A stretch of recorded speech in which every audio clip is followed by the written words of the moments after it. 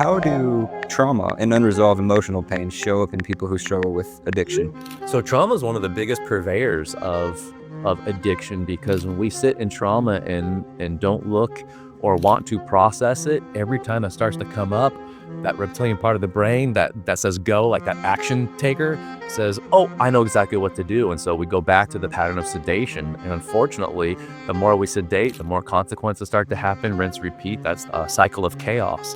And so of actually learning that when we sit in the pit, that's how we're able to process and to heal, regardless of how horrific whatever happened to us was, of learning how to process that, knowing that I'm actually safe now in this space, in this place.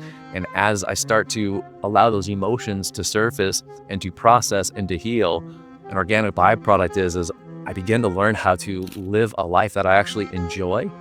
And then I no longer look to sedate with drugs or alcohol. So yeah, dealing and learning how to process with past trauma is one of the biggest core drivers. We call it the core lie that must be dealt with in order to get long-term recovery.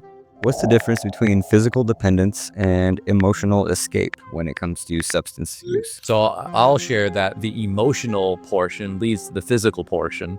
A lot of the times we're looking to escape what is our reality.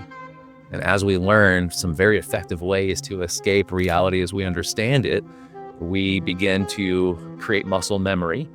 And then also the physical dependence part coincides with this the physical dependence and the muscle memory of this is what works, here's what the body is. There's a wonderful book called The Body Keeps the Score.